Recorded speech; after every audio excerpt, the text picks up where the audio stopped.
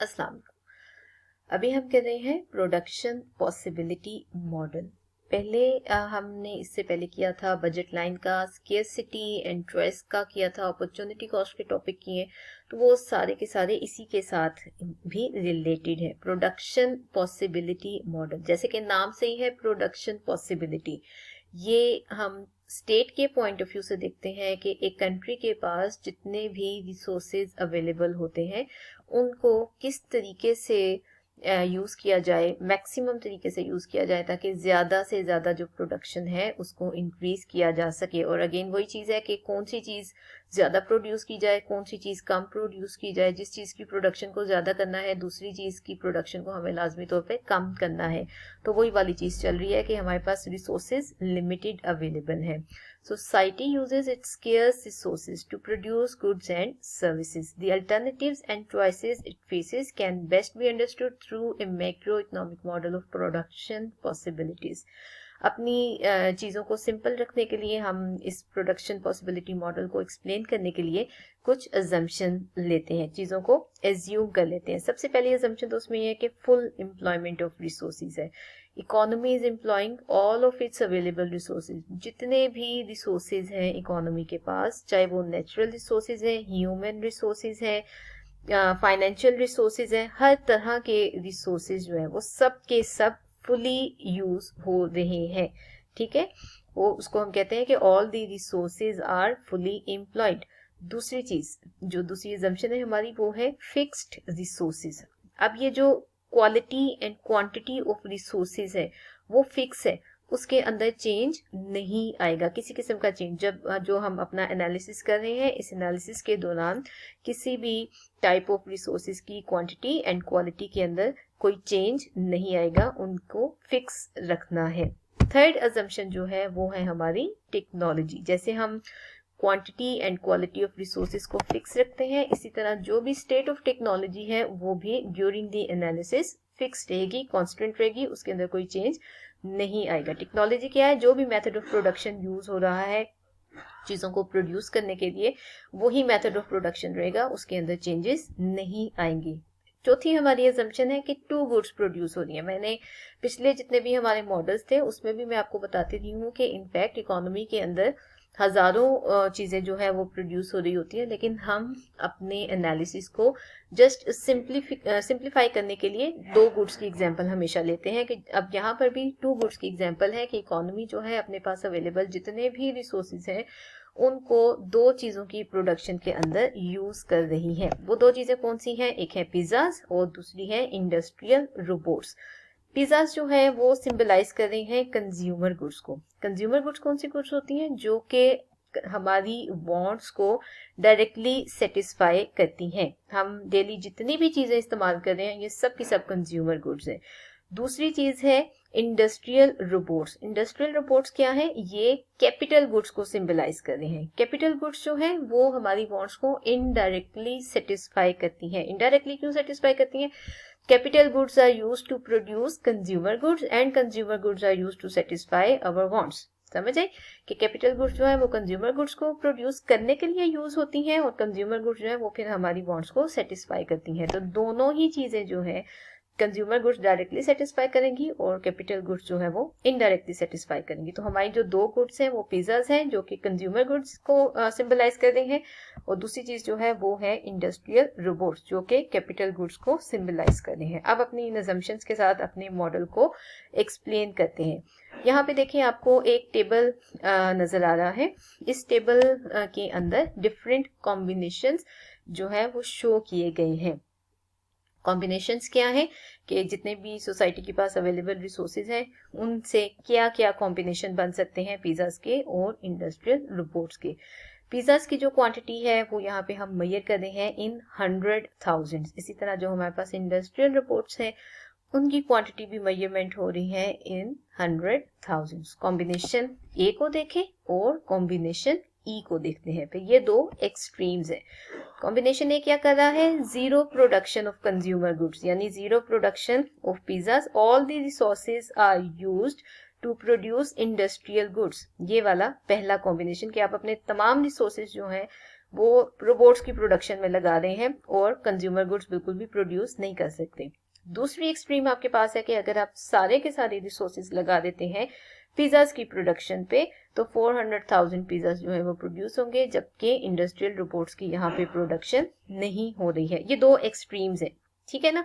हमें किसी एक्सट्रीम पर नहीं रहना, हम हमेशा दरमियान वाली चीज को उठाते हैं। अब हम देखें कि जो कॉम्बिनेशन ए से बी सी डी की तरफ मूव करते हैं और ई की तरफ मूव करते हैं, तो इसमें क्या चेंजेस आ रहे हैं। अगर आपको 0 से मूव करना है, कॉम्बिनेशन बी के ऊपर, ए से बी के ऊपर मूव कर रहे हैं, तो यहाँ पर प्रोडक्शन ऑफ पिज्जाज जो है वो स्टार्ट हो रही है। पहले 0 थी, अब हो गई है 100,000। लेकिन ये 100,000 पिज्जाज प्रोड्यूस करने के लिए सेक्रीफाइस क्या हो रहा है, यहाँ से 100,000 रोबोट्स की सेक्रीफाइस हो रही है। ठीक है, अब हम देखते जाएंगे जैसे जैसे पिज्जा की प्रोडक्शन को इंक्रीज करना है, वैसे वैसे यहाँ से इंडस्ट्रियल रोबोट्स की प्रोडक्शन जो है उसको डिक्रीज करना है, क्योंकि हमारी अजम्पशन यही है कि हमारे पास रिसोर्सेज फिक्स है।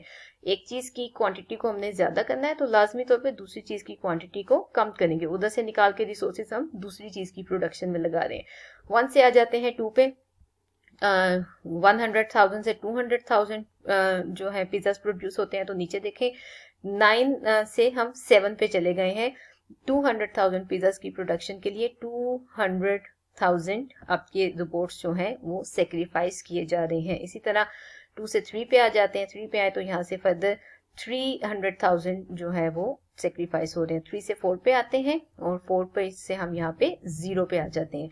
प्रॉपर तरीके से हर कॉम्बिनेशन के लिए अपॉर्चुनिटी कॉस्ट की कैलकुलेशन करते हैं और देखते हैं कि किस तरीके से जो है आपको क्या सेक्रीफाइस करना पड़ रहा है। अपॉर्चुनिटी कॉस्ट का फार्मूला हमने पहले देखा था। फार्मूला क्या था, what we sacrifice divided by what we get. ये टेबल वही है जो पीछे अभी मैंने आपको पीछे वाली स्लाइड में दिखाया था। ये सारे कॉम्बिनेशन आपके सामने है। अब हम इन डिफरेंट कॉम्बिनेशंस में देखते हैं कि अगर हम कॉम्बिनेशन ए से ई की तरफ मूव करते हैं स्टेप बाय स्टेप, तो अपॉर्चुनिटी कॉस्ट के साथ क्या होता है। Opportunity cost from A to B, A से आप बी कॉम्बिनेशन पे जाते हैं, क्या सेक्रीफाइस किया आपने, 100,000 रोबोट्स सेक्रीफाइस किए। 10 से 9 पे आए थे, तो ये है व्हाट वी सेक्रीफाइस। मिला क्या, 100,000 पिज्जाज, 1 डिवाइडेड बाय 1, और ये आपके पास अपॉर्चुनिटी कॉस्ट आती है 100,000। Again opportunity cost for moving B to C पे आते हैं, क्या सेक्रीफाइस कर रहे हैं, 9 से 7 तक 200,000 रोबोट्स की सेक्रीफाइस हो रही है, और ऊपर क्या मिल रहा है आपको 100,000 मिल रहा है। ठीक है, सेक्रीफाइस आप यहाँ से कर रहे हैं 200,000, 9 से 7 तक 200,000 जो है वो कर रहे हैं, और मिल आपको रहे हैं 100,000 pizza. 2 divided by 1 that is equal to 2।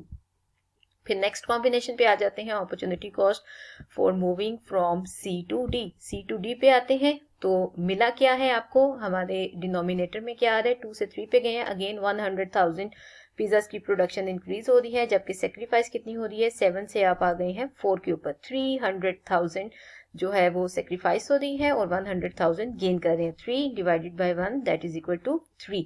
और फिर लास्ट में हम आते हैं, अपॉर्चुनिटी कॉस्ट की कैलकुलेशन करते हैं फ्रॉम पॉइंट डी टू ई, जो कॉम्बिनेशन डी टू ई है, क्या अब मिल रहा है, 3 से 4 पे आए हैं तो 100,000 पिज्जाज जो हैं उनकी प्रोडक्शन इंक्रीज हो रही है, ये है व्हाट वी गेट।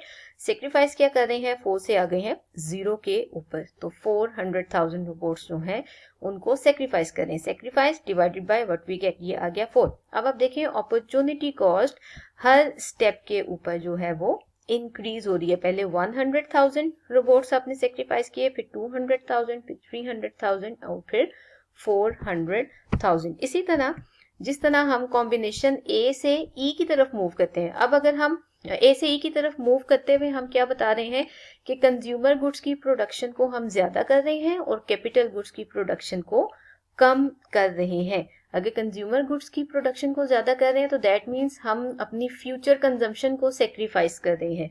अभी तो हम ज्यादा खर्च कर रहे हैं, प्रोडक्शन को इंक्रीज कर रहे हैं, कंज्यूमर गुड्स जो है उसकी कंजम्पशन को इंक्रीज कर रहे हैं, लेकिन सेक्रीफाइस हम कर रहे हैं कि कैपिटल गुड्स की प्रोडक्शन बिल्कुल कम होती जा रही है। इन फ्यूचर कैपिटल गुड्स कम होंगी तो फर्दर कंज्यूमर गुड्स भी कम प्रोड्यूस होंगी। तो अगर हम कंज्यूमर गुड्स की प्रोडक्शन को इंक्रीज कर रहे हैं ए से ई की तरफ मूव करके, तो दैट मीन्स हम किसके एक्सपेंस पे कर रहे हैं, हम अपनी फ्यूचर कंजम्पशन को सेक्रीफाइस कर रहे होते हैं।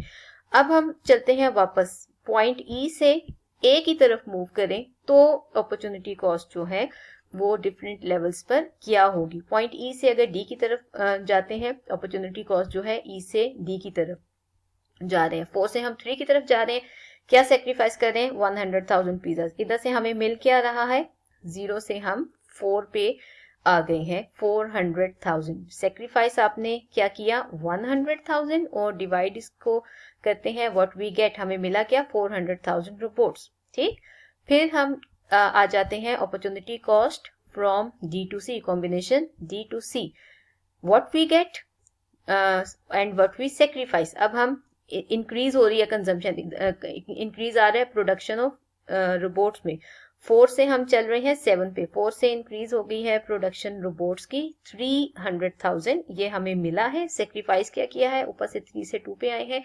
100,000 रोबोट्स, ये हमने 1 ऊपर लिखा है, डिवाइड इसको कर रहे हैं 300,000 से, तो आपके पास आएगा 1 डिवाइडेड बाई 3।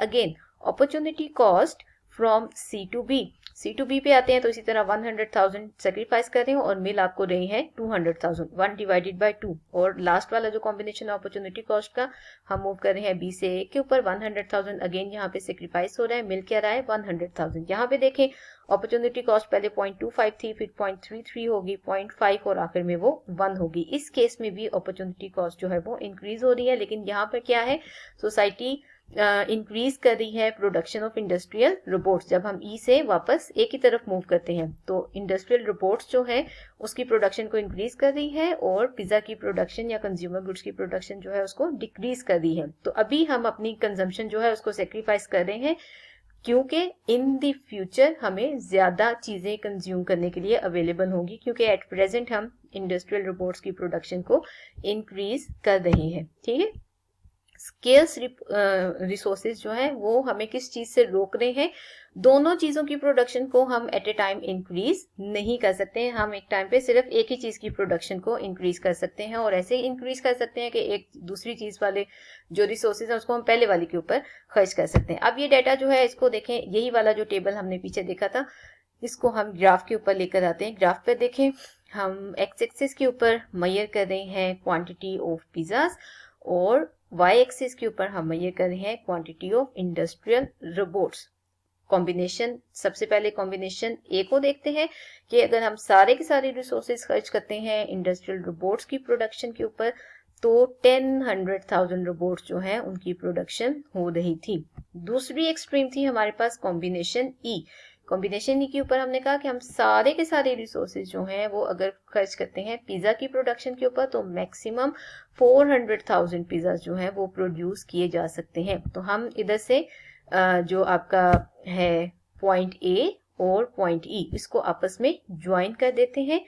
ठीक है, तो ये जो है ये हमारा बनता है प्रोडक्शन पॉसिबिलिटी कर्व। ठीक है, इसको हम पीपीसी भी कहते हैं, प्रोडक्शन पॉसिबिलिटी कर्व। अब जो दरमियान की कॉम्बिनेशन है, कॉम्बिनेशन बी था जहां पे 900,000 इंडस्ट्रियल रोबोट्स थे और 100,000 थे पिज्जा की प्रोडक्शन थी। उसके बाद कॉम्बिनेशन बी से सी के ऊपर मूव करते हैं तो 700,000 रोबोट्स थे, और इसके ऑपोजिट जो थे 200,000 पिज्जा की प्रोडक्शन थी। सी से डी के ऊपर मूव कर रहे हैं तो 400,000 रोबोट्स एंड 300,000 पिज्जा, यहाँ पे 4 पे। तो ये जितने भी कॉम्बिनेशंस इसके ऊपर हमें नजर आ रहे हैं लाइन के ऊपर, A B C D E, ये हमें क्या कर रहे हैं, ये प्रोडक्शन पॉसिबिलिटीज शो कर रही हैं कि ये कॉम्बिनेशन प्रोड्यूस करना पॉसिबल है। इसी तरह इसके अंदर जितने कॉम्बिनेशंस हैं वो भी अटेनेबल हैं, लेकिन इससे बाहर, इस लाइन से बाहर, इस कर्व से बाहर अगर कोई कॉम्बिनेशन है तो वो हमारे लिए अटेनेबल नहीं है। और अगर इस लाइन के अंदर का कोई कॉम्बिनेशन उठाते हैं वो पॉसिबल तो है, उसको बनाया जा सकता है, लेकिन वो क्या शो करेगा कि आप इकोनॉमी के अंदर मौजूद जितने भी रिसोर्सेज हैं उनको फुल्ली यूटिलाइज नहीं कर रहे हैं। तो हमें इस लाइन के ऊपर रहना है, क्योंकि हम लोगों ने एजम्पशन ली थी फुल एम्प्लॉयमेंट ऑफ रिसोर्सेज के, जितने भी इकोनॉमी के पास रिसोर्सेज हैं वो सब के सब फुली यूटिलाइज हो रहे हैं। तो ये है हमारा प्रोडक्शन पॉसिबिलिटीज कर्व, जो कि हमें शो करता है कि अगर हम इकोनॉमी के अंदर मौजूद जितने भी रिसोर्सेज हैं उनको फुली यूटिलाइज करें तो हमारे पास क्या क्या प्रोडक्शन पॉसिबिलिटीज जो है वो अवेलेबल होती हैं। ठीक है।